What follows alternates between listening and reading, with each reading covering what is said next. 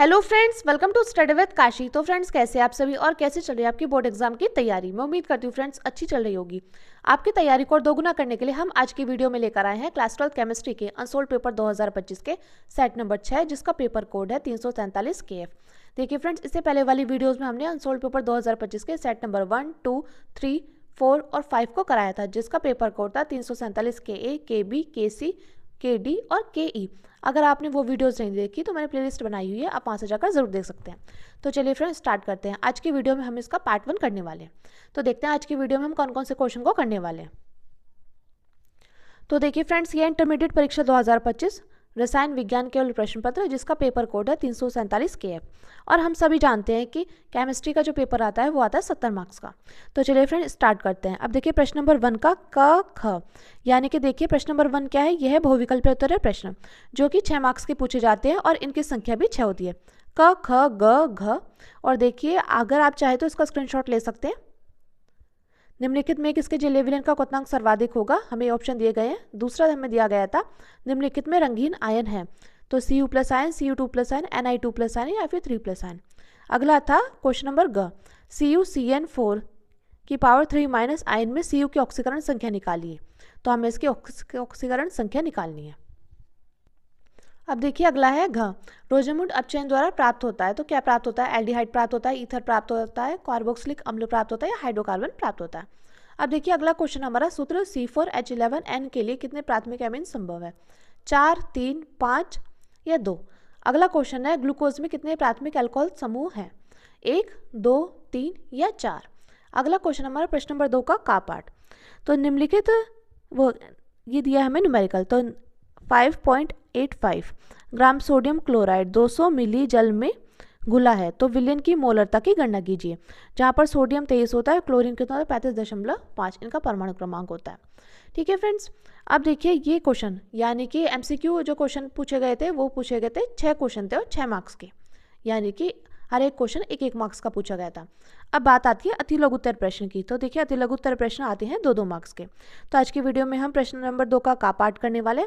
प्रश्न नंबर 2 का खा पार्ट, Mn+3 आयन की अपेक्षा Mn+2 आयन अधिक स्थायी होता है, क्यों, ये करने वाले हैं। अगला क्वेश्चन हमारे प्रत्येक के 2-2 उदाहरण देते हुए द्विक लवण तथा संकुल लवण में अंतर स्पष्ट कीजिए। हमें इन दोनों में अंतर बताना है और इनके 2-2 उदाहरण भी देने हैं। अगला क्वेश्चन हमारा एथिल ब्रोमाइड की किसी एक नाभिक स्नेही प्रतिस्थापन अभिक्रिया का समीकरण लिखिए। तो देखिए फ्रेंड्स, आज की वीडियो में हम प्रश्न नंबर 2 के घ पार्ट तक करने वाले हैं। तो चलिए फ्रेंड्स स्टार्ट करते हैं। तो देखिए फ्रेंड्स, यहाँ पर हमें क्वेश्चन दिया गया है प्रश्न नंबर 1 का पार्ट, निम्नलिखित में किसके जलीय विलयन का क्वथनांक सर्वाधिक होता है। तो हमें इस क्वेश्चन में बताना है कि किसके जलीय विलयन का क्वथनांक सबसे अधिक होगा। हमें ऑप्शन दिए गए हैं 1% ग्लूकोज का, 1% NaCl का, या 1% CaCl2 का, या 1% सुक्रोज का। तो देखिए फ्रेंड्स, ये आपको समझाने के लिए, यानी कि मैं आपको ऑप्शन से समझाने वाली हूँ इसमें। तो देखिए ऑप्शन से समझाने के लिए मैंने यहाँ पर आपको एक नोट करके दिया गया है, जिससे आप इन सभी में अंतर करके इसका सही आंसर खुद से कर पाएँ। तो देखिए यहाँ पर मैंने नोट करके लिखा हुआ है, क्वथनांक में उन्नयन एक अणुसंख्या गुणधर्म है। ये हम सभी जानते हैं कि जो क्वथनांक में उन्नयन होता है वो क्या होता है, वो होता है एक अणुसंख्या गुणधर्म, जो विलयन में विलय कणों की संख्या पर निर्भर करती है। किसकी संख्या पर निर्भर करेगा, जो विलयन में उपस्थित विलय कण है ना, उसकी संख्या पर निर्भर करता है, न और ना ही उसकी प्रकृति पर। उसकी यानी कि प्रकृति पर निर्भर नहीं करता, सिर्फ विलय के कणों की संख्या पर निर्भर करता है। अब हम आगे लिखते हैं क्वथनांक में वृद्धि यानी कि ΔTB सीधे विलय में कणों की संख्या I के समानुपाती होती है। क्या होती है, क्वथनांक में जो वृद्धि होती है ΔTB सीधे क्या होता है, विलय में कणों की संख्या यानी कि I के समानुपाती होती है। यानी कि ΔTB समानुपाती किसके हो जाएगा, I के। और हम यहाँ पर लिखते हैं, अब देखिए 1% ग्लूकोज क्या होगा। सबसे पहले हम चलो CaCl2 की बात करते हैं, 1% CaCl2। तो देखिए इसका जलीय विलयन का क्वथनांक क्या होता है, सबसे अधिक होगा। वो क्यों होगा, क्योंकि 1% CaCl2 पानी में घुलता है, ये पानी में घुलता है और ये 3 कणों में टूट जाता है। कितने कणों में टूट जाता है, 3 कणों में टूट जाता है। एक तो कैल्शियम 2+ आयन में और 2 Cl-, इसलिए इसका वॉन्ट ऑफ गुणांक लगभग कितना होता है, 3 होता है। और इसलिए ही इसका क्वथनांक क्या होता है, इसलिए इसका क्वथनांक सबसे अधिक होता है। मैं उम्मीद करती हूँ फ्रेंड्स आपको इतनी अच्छी से बात समझ में आ गई होगी कि जो ये CaCl2 है, 1% CaCl2 पानी में घुलता है और ये 3 कणों में टूट जाता है, तो Ca2+ आयन और 2 Cl-, इसलिए इसका वॉन्ट ऑफ गुणांक कारक क्या होता है, I लगभग 3 है। इसलिए इसका क्वथनांक क्या होता है, इसलिए इसका क्वथनांक अधिक होता है। और बात करें 1% ग्लूकोज की, तो ये आयनित नहीं होता है, इसलिए इसका वॉन्ट ऑफ कारक क्या है, I एक ही होता है। अगला है 1% NaCl, तो यह NaCl और Cl आयनों में टूटता है, इसलिए इसका वॉन्ट ऑफ गुणांक क्या होता है, लगभग 2 होता है। तो फ्रेंड्स मैं उम्मीद करती हूँ आपको ये बात अच्छे से समझ में आ गई होगी। तो यानी कि का ऑप्शन नंबर सी बिल्कुल सही हो जाएगा, 1% CaCl2। मैं उम्मीद करती हूँ आपके दिमाग में ये क्वेश्चन बिल्कुल सेट हो गया होगा। अब चलिए अगले क्वेश्चन की तरफ बढ़ते हैं। अब देखिए अगला क्वेश्चन है ख, निम्नलिखित में रंगीन आयन है, तो इसमें हमें बताना है इसमें कौन सा रंगीन आयन है, Cu+ आयन, Cu2+ आयन या Ni2+ आयन या Fe3+ आयन। तो चलिए देखते हैं। सबसे पहले हम बात कर लेते हैं रंगहीन। रंगहीन आयन कौन सा होता है, रंगहीन आयन वो होता है जिसमें युग्मित इलेक्ट्रॉन की संख्या होती है। रंगहीन क्या होता है, जिसमें युग्मित इलेक्ट्रॉन की संख्या होती है। और अयुग्मित इलेक्ट्रॉन की संख्या किसमें होती है, वो क्या होता है, वो होता है रंगीन। क्या होता है फ्रेंड्स, वो होता है हमारा रंगीन। तो रंगीन में क्या होता है, रंगीन में होता है अयुग्मित इलेक्ट्रॉन की संख्या होती है। क्या होता है, अयुग्मित इलेक्ट्रॉन की संख्या होती है। ठीक है फ्रेंड्स, मैं उम्मीद करती हूँ आपको ये बात अच्छे समझ में आ गई होगी कि रंगीन क्या होता है, रंगीन में युग्मित इलेक्ट्रॉन की संख्या होती है और रंगीन में क्या होता है, अयुग्मित इलेक्ट्रॉन की संख्या होती है। ठीक है, और युग्मित क्या होता है, युग्मित होता है जो मतलब पेयर में हो, और अयुग्मित होता है कि ये जो मतलब पेयर में ना हो। ठीक है, यानी कि समझ लीजिए युग्मित क्या है, युग्मित है जो कि जोड़े में हो, और अयुग्मित क्या है, अयुग्मित वो होता है जो जोड़े में नहीं होता, जैसे कि ये। ठीक है फ्रेंड्स, अब हमें इसमें बताना है, ऑप्शन दिए गए हैं, इसमें हमें बताना है कि कौन सा रंगीन है और कौन सा रंगीन है। ठीक है, तो देखिए Cu+ आयन, Cu+, तो ये क्या होता है, 29 होता है कॉपर का जो परमाणु क्रमांक होता है। अब अगर हम इसमें प्लस लगा देंगे तो ये क्या हो जाएगा, 28 हो जाएगा, क्योंकि एक इलेक्ट्रॉन क्या कर देगा, दान कर देगा।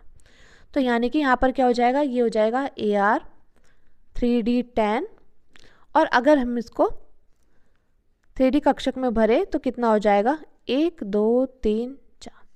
तो देखिए ये है 10, 1 2 3 4 5 6 7 8 9 10, यानी कि ये क्या है, ये हो रहा है युग्मित, यानी कि ये क्या है, यही हमारा रंगहीन है। अब अगले को भी देख लेते हैं। अगला देखिए Cu2+, तो देखिए इसका क्या होगा, इसका हो जाएगा Ar3D9। तो ये हमारा क्या हो जाएगा, ये हमारा अयुग्मित हो जाएगा। क्या हो जाएगा फ्रेंड्स, ये हमारा अयुग्मित हो जाएगा, 1 2, ठीक है, क्योंकि हमें 9 भरने, 1 2 3 4 5 6 7 8 9। ठीक है फ्रेंड्स, अब देखिए बात आती है Ni2+ की। तो इसका क्या हो जाएगा, इसका हो जाएगा इलेक्ट्रॉनिक विन्यास आर्गन 3D8, तो ये भी हमारा अयुग्मित रहेगा। और देखिए Fe3+ का, इसका क्या हो जाएगा, और देखिए Ni का होता है 28 परमाणु क्रमांक, 26, इसका हो जाएगा कितना, ये F3+, इसका इलेक्ट्रॉनिक विन्यास हो जाएगा Ar3D5। यानी कि जो हमें बताना है, हमें बताना है इसमें रंगीन आयन। तो इसमें रंगीन आयन कौन सा होता है, रंगीन आयन होगा हमारा ऑप्शन नंबर ए, बिल्कुल सही हो जाएगा। यानी कि Cu+ आयन क्या हो जाएगा, ये होगा रंगीन आयन। मैं उम्मीद करती हूँ फ्रेंड्स आपको अच्छे समझ में आ गया होगा। चलिए अब हम अगले क्वेश्चन की तरफ बढ़ते हैं, जो कि है ग, ब्रैकेट में दिया गया है Cu ब्रैकेट CN4 ब्रैकेट बंद की पावर -3 आयन में Cu की ऑक्सीकरण संख्या में निकालनी है। तो देखिए हमें किसकी निकालनी है ऑक्सीकरण संख्या, हमें निकालनी है Cu की। तो जिसकी हमें निकालनी होती है उसको हम क्या मान लेते हैं, उसको हम मान लेते हैं x। ठीक है, हमने इसको मान लिया x। अब प्लस, अब देखिए Cn, हम Cn के साथ क्या है, 4 है। अब देखिए हम जानते हैं Cn की ऑक्सीकरण संख्या कितनी होती है, तो ये होती है हमारी -1। ठीक है, बराबर में हम क्या लिखेंगे, बराबर में हम लिखेंगे जो हमें ऊपर ये दी गई है, ये दिया गया है -3। तो देखिए x प्लस, अब जब इसकी गुणा इसमें करेंगे कितना आ जाएगा, ये आ जाएगा -4 बराबर -3। तो ये हो जाएगा -3, अब ये यहाँ पर चला जाएगा +4, यानी कितना आ जाएगा, 4 में से 3 जाएंगे तो आ जाएगा +1। यानी कि हमारी इसकी ऑक्सीकरण संख्या कितनी आ जाएगी, +1 आ जाएगी। Cu की ऑक्सीकरण संख्या कितनी आ गई, +1, यानी कि सी ऑप्शन बिल्कुल सही हो जाएगा। अब देखिए इसी प्रकार हमारा अगला क्वेश्चन है, रोजरमुंड अपचयन द्वारा प्राप्त होता है। तो हमें इसमें बताना है रोजरमुंड अपचयन द्वारा प्राप्त होता है, एल्डिहाइड प्राप्त होता है, ईथर प्राप्त होता है, कार्बोक्सिलिक अम्ल प्राप्त होता है या हाइड्रोकार्बन प्राप्त होता है। तो आप जल्दी से कमेंट करके बताइए कि रोजरमुंड अपचयन द्वारा क्या प्राप्त होता है, एल्डिहाइड, ईथर, कार्बोक्सिलिक अम्ल या हाइड्रोकार्बन। तो देखिए बात करें रोजरमुंड अपचयन अभिक्रिया की, तो इसमें क्या होता है, इसमें PdBSO4 की उपस्थिति में, PD यानी कि प्लैडियम यानी BSO4 की उपस्थिति में एसिड क्लोराइड का अपचयन करके एल्डिहाइड प्राप्त होता है। क्या प्राप्त होता है, इसमें क्या प्राप्त होता है, एसिड क्लोराइड का अपचयन करके क्या प्राप्त होता है, एल्डिहाइड प्राप्त होता है। जैसे आप देखिए यहाँ पर है acetyl chloride, CH3C double bond OCl, यह है एसिटिल क्लोराइड। इसका हम अपचयन करेंगे किसकी उपस्थिति में, PD और BSO4 की उपस्थिति में। तो यहाँ पर क्या हो जाएगा, देखिए PD और BaSO4 यानी कि बैरियम सल्फेट और प्लैटिनम की उपस्थिति में करेंगे तो हमारे यहाँ पर आ जाएगा एसिटाल्डिहाइड यानी कि CH3 single bond C double bond OH और HCl। तो क्या आ जाएगा, रोजरमुंड अपचयन द्वारा क्या प्राप्त हो जाएगा, ये प्राप्त हो जाएगा एल्डिहाइड, यानी कि घ का A ऑप्शन बिल्कुल सही हो जाएगा। अब देखिए फ्रेंड्स अगला है हमारा सूत्र C4H11N के लिए कितने प्राथमिक एमीन संभव है। तो हमें इसमें बताना है कि सूत्र C4H11N के लिए कितने प्राथमिक एमीन संभव है, 4, 3, 2 या 5। तो चलिए देखते हैं। सबसे पहले देखिए इसमें सबसे पहला कौन सा प्राथमिक एमीन संभव हो जाएगा। एक तो देखिए हमें कार्बन चाहिए 4 और हाइड्रोजन चाहिए 11 और नाइट्रोजन चाहिए 1। तो ये क्या हो जाएगा, ये हो जाएगा CH3 CH3 CH2 CH2 CH2 NH2। तो देखिए पहला तो हो गया ये, ठीक है, पहला हमारा ये हो गया CH3 CH2 CH2 CH2 NH2। अब बात करें दूसरे की, दूसरा हो जाएगा हमारा H3C CH, इसके साथ NH2 और यहाँ पर है CH2, यहाँ पर है CH3। तो दूसरा हो जाएगा ये, ठीक है। अब देखिए अगला हो जाएगा हमारा H3C CH CH3 CH2 NH2, ये हो जाएगा हमारा तीसरा। अब अगला क्या होएगा, अगला हो जाएगा हमारा, यहाँ पर देखिए अगला एक ये हो सकता है H3C, C के साथ जुड़े हो जाएंगे ये CH3, यहाँ पर भी CH3 और ये हो जाएगा NH2, ये हो जाएगा 4।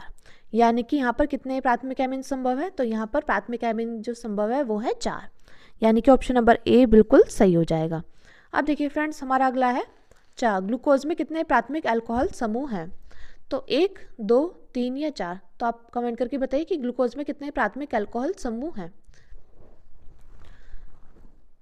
वैसे देखिए आपसे इस बार तो क्वेश्चन पूछा गया था ग्लूकोज में कितने प्राथमिक अल्कोहल समूह हैं। देखिए और मैं आपको बताता हूँ कि ग्लूकोज में 5 OH समूह उपस्थित होते हैं। कितने उपस्थित होते हैं, 5 अल्कोहलिक समूह उपस्थित होते हैं। तो सबसे पहले हम देख लेते हैं ग्लूकोज का सूत्र क्या होता है। ग्लूकोज का सूत्र होता है C6H12O6। और बात करें इसके संरचना सूत्र की, तो इसका संरचना सूत्र क्या हो जाएगा। देखिए इसका संरचना सूत्र होगा C double bond O single bond H, यहाँ पर देखिए COH H, C यहाँ पर BOH, यहाँ पर H, यहाँ पर BH और यहाँ पर OH, और यहाँ पर देखिए कार्बन के साथ OH और यहाँ पर हाइड्रोजन, और इसके साथ क्या हो जाएगा, इसके साथ आ जाएगा CH2OH। ठीक है फ्रेंड्स। अब इसमें देखिए इसमें हमें क्या बताना था, इसमें हमें बताना था कि कितने प्राथमिक अल्कोहल समूह उपस्थित हैं। तो देखिए ये जो है ये क्या है, ये 4 तो है द्वितीयक अल्कोहल समूह, द्वितीयक अल्कोहलिक समूह, ठीक है। और जो हमारा ये है ना, ये क्या है, ये हमारा प्राथमिक अल्कोहलिक समूह 1 है। तो यहाँ पर क्या है, ये है हमारा प्राथमिक अल्कोहलिक समूह, प्राथमिक अल्कोहलिक समूह, यानी कि जो हमारा प्राथमिक अल्कोहलिक समूह है वो क्या है, वो कितने हैं, वो है हमारा 1। तो हम बताते हैं प्राथमिक अल्कोहलिक समूह क्या है, 1 है, 1 उपस्थित है। यानी कि इसमें हमारा ऑप्शन नंबर एक बिल्कुल सही हो जाएगा, यानी कि च का ए पार्ट। मैं उम्मीद करती हूँ फ्रेंड्स आपको ये अच्छे समझ में आ गया होगा। अब चलिए अब हम क्वेश्चन की तरफ बढ़ते हैं। अब देखिए अगला क्वेश्चन है प्रश्न नंबर 2 का पार्ट। 5.85 ग्राम सोडियम क्लोराइड 200 मिली जल में घुला है, तो विलयन की मोलरता की गणना कीजिए। तो हमें यहाँ पर क्या करना है, हमें यहाँ पर विलयन की मोलरता की गणना करनी है, जिसमें सोडियम है 23, क्लोरीन कितना है, क्लोरीन है 35.5। तो चलिए फ्रेंड्स देखते हैं हमारे न्यूमेरिकल को। हमें पहले यहाँ पर लिखते हैं दिया है, क्या दिया है, तो क्या दिया है हमें यहाँ पर, हमें दिया है विलय यानी कि NaCl का भार, विलय विलय NaCl का भार दिया गया हमें, भार यानी कि W कितना दिया गया है, W दिया गया हमें 5.85 ग्राम। ठीक है फ्रेंड्स, और देखिए इसमें बोला गया है 5.85 ग्राम सोडियम क्लोराइड 200 मिली जल में घुला है। तो किस में घुला है, तो यानी विलयन यानी कि जल, और देखिए विलयन का आयतन कितना दिया गया है 200 मिली। तो हम यहाँ पर लिखेंगे विलयन का आयतन, विलयन का आयतन तो कितना दिया गया है 200 ml। लेकिन हमें क्या करना होगा, हमें इसको लीटर में करना होगा। तो हम क्या करेंगे, इसको 1000 से भाग कर देंगे, तो ये किस में कन्वर्ट हो जाएगा, ये हो जाएगा हमारा लीटर में कन्वर्ट। तो 1/5 लीटर आ गया। जब हम इसको इससे काटेंगे तो 1/5 आएगा। ठीक है फ्रेंड्स, अब चलते हैं आगे। अब देखिए हमें क्या निकालना है, हम निकालेंगे विलयन का मोलर द्रव्यमान यानी कि विलयन का अणुभार। तो NaCl सॉरी विलय नहीं विलय, क्योंकि NaCl है इसमें विलय, तो विलय का मोलर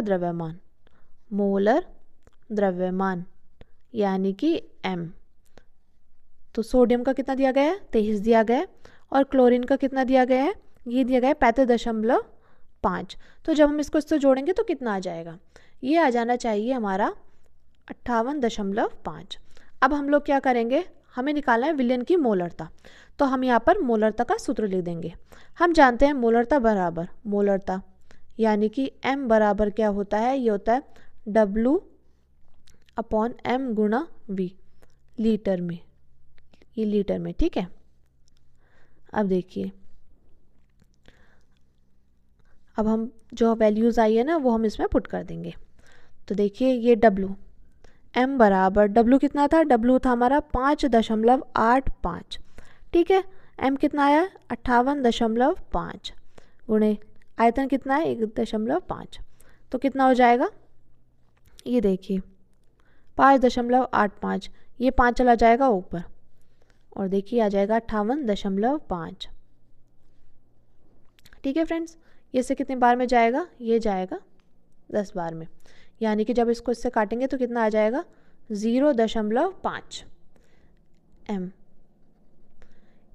0.5 M, या आप चाहे तो इसको 0.5 मोल प्रति लीटर भी लिख सकते हैं, क्योंकि हम जानते हैं मोलरता का जो मात्रक होता है वो होता है मोल प्रति लीटर।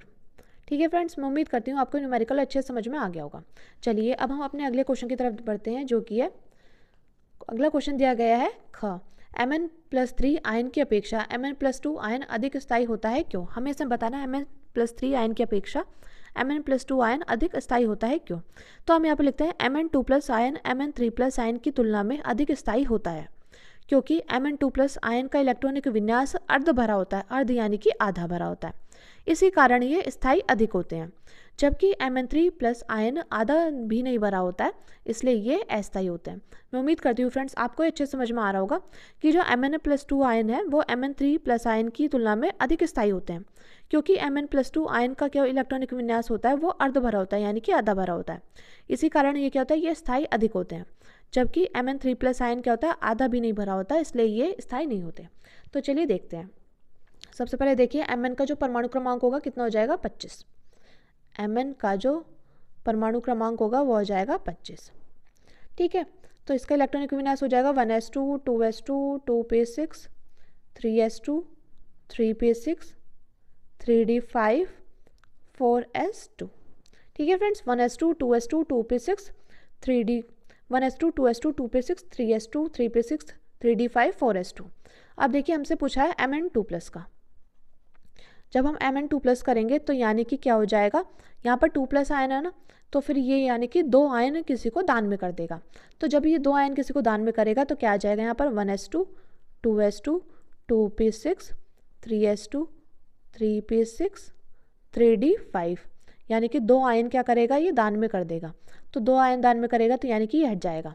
तो जब हम इसको 3D कक्षक में भरेंगे, हम इसको 3D कक्षक में भरते हैं, 1 2 3 4, ठीक है, ये है 5, 1 2 3 4 5। तो ये क्या है, ये हमारा आधा भरा हुआ है, यानी कि अर्ध भरा हुआ है। इसी कारण जो इसका ये क्या होगा, ये आयन अधिक स्थायी होगा। अब बात करें Mn3+ आयन की, तो ये क्या करेगा, ये 3 आयन दान कर देगा, यानी कि ये तो करेगा ही, इसमें से 1 आयन और दान कर देगा, यानी कि यहाँ बचेगा 3d4। तो हो जाएगा 1s2, 2s2, 2p6, 3s2, 3p6 और 3d4, यानी कि जो इलेक्ट्रॉनिक विन्यास, यहाँ पे इलेक्ट्रॉनिक विन्यास कह रहे हैं, इलेक्ट्रॉनिक विन्यास नहीं, ये जो 3D कक्षक होगा, यहाँ फ्रेंड्स ये 3 है, तो जो 3D कक्षक होगा वो क्या भरेगा, वो अर्ध भरा रहेगा, यानी कि हमें यहाँ पर 4 भरने हैं, तो 1 2 3 4, तो ये आधा भी पूरा नहीं भरा हुआ है, तो इसलिए Mn2+ आयन क्या है, अधिक स्थायी होगा। मैं उम्मीद करती हूँ फ्रेंड्स आपको ये अच्छे समझ में आ गया होगा और आपके दिमाग में बिल्कुल ये क्वेश्चन सेट हो गया होगा। अगला क्वेश्चन हमारा ये ग पार्ट, प्रत्येक के 2 उदाहरण देते हुए द्विक लवण तथा संकुल लवण में अंतर स्पष्ट कीजिए। तो हमें यहाँ पर इनके 2 उदाहरण देने हैं और द्विक लवण और संकुल लवण में हमें अंतर भी बताना है। तो हम यहाँ पे लिखते हैं द्विक लवण। द्विक लवण केवल ठोस अवस्था में स्थिर रहते हैं, यानी कि जो द्विक लवण होते हैं वो किस में स्थिर रहते हैं, वो केवल सॉलिड फॉर्म में ही कांस्टेंट रहते हैं और जल में घोलने पर क्या हो जाते हैं, अपने घटक सरल आयनों में टूट जाते हैं। तो ये क्या होता है, ये जल में घोलने पर अपने घटक सरल आयनों में टूट जाते हैं और ये अपने सभी घटक आयनों में के परीक्षण देते हैं। तो फ्रेंड्स द्विक लवण क्या होता है, द्विक लवण केवल ठोस अवस्था में स्थिर होते हैं और जल में घोलने पर अपने घटक सरल आयनों में टूट जाते हैं। ये अपने सभी घटक आयनों में परीक्षण देते हैं। अब बात करते हैं उसके उदाहरण की। तो फ्रेंड्स इसका उदाहरण है, पहला उदाहरण है पोटाश फिटकरी, जिसका रासायनिक सूत्र होता है K2SO4 × Al2SO4 3 × 24H2O। तो पानी में K+ आयन और Al3+ आयन और SO4 आयन देता है। अब देखिए अगला हमारा उदाहरण है कार्नालाइट, KCl × MgCl2 × 6H2O। ये पानी में K+ और Mg2+ और Cl- आयन देता है। अब देखिए फ्रेंड्स अगला है हमारा संकुल लवण। तो देखिए संकुल लवण ठोस और जलीय घोल दोनों में स्थिर होते हैं। किस में होते हैं, संकुल लवण जो होते हैं वो ठोस और जलीय घोल दोनों में स्थिर रहते हैं। जो हमारा द्विक लवण था वो केवल ठोस अवस्था में स्थिर रह रहा था, यानी कि कांस्टेंट रह रहा था, लेकिन जो संकुल लवण होते हैं, संकुल लवण ठोस और जलीय घोल दोनों में स्थिर होते हैं और जल में घोलने पर ये संकुल आयन बनाते हैं। क्या बनाते हैं, जो अगर हम इसको जल में घोलेंगे तो ये संकुल आयन बनाएंगे, जो आगे विघटित नहीं होता है। क्या नहीं होता, ये आगे विघटित नहीं होता है और ये अपने सभी घटक आयनों के लिए परीक्षण नहीं देते हैं। ये क्या करते हैं, ये आगे विघटित नहीं होते हैं और ये अपने सभी घटक आयनों के लिए परीक्षण नहीं देते हैं। बात करें इसके उदाहरण की, तो इसका उदाहरण है, पहला उदाहरण है पोटेशियम फेरोसाइनाइड, यानी कि K4FeCN6। तो पानी में K+ आयन और एक स्थिर फेरोसाइनाइड संकुल आयन FeCN6 4- देता है। यह Fe2+ या Cn- आयनों का परीक्षण नहीं देता है। तो देखिए पोटेशियम फेरोसाइनाइड में क्या था, पोटेशियम फेरोसाइनाइड में K4FeCN6 पानी में K+ आयन और एक स्थिर फेरोसाइनाइड संकुल आयन FeCN6 4- आयन देता है। यह Fe2+ या Cn- आयनों का परीक्षण नहीं देता।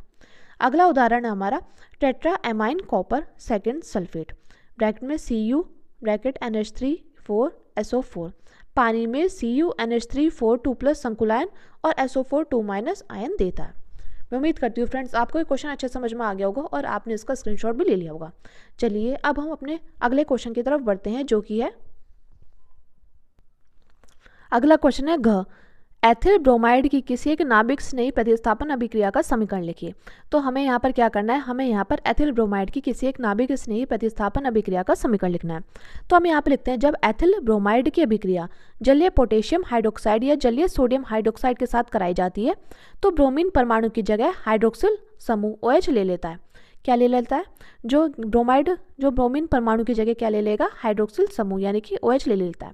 फिर से देखिए, जब एथिल ब्रोमाइड की अभिक्रिया जलीय पोटेशियम हाइड्रोक्साइड या जलीय सोडियम हाइड्रोक्साइड के साथ कराई जाती है तो ब्रोमीन परमाणु की जगह हाइड्रोक्सिल समूह OH- ले लेता है। देखिए समीकरण है C2H5Br, इसको बोलेंगे एथिल ब्रोमाइड। एथिल ब्रोमाइड की क्रिया किसके साथ कराएंगे, पोटेशियम हाइड्रोक्साइड के साथ कराएंगे। तो हमारे यहाँ पर क्या बनकर आ जाएगा, हमारा बनकर आ जाएगा एथिल अल्कोहल यानी कि C2H5OH, और क्या बनकर आ जाएगा, पोटेशियम ब्रोमाइड बनकर आ जाएगा। अब देखिए फ्रेंड्स, नीचे हम लिखते हैं यह एक नाभिक स्नेही प्रतिस्थापन अभिक्रिया है जहाँ हाइड्रोक्साइड आयन OH- एक नाभिक स्नेही के रूप में कार्य करता है और ब्रोमाइड आयन Br को प्रतिस्थापित कर देता है। तो फ्रेंड्स, ये थी हमारी मोस्ट इंपॉर्टेंट क्वेश्चन जो कि हर साल रिपीट होते हैं।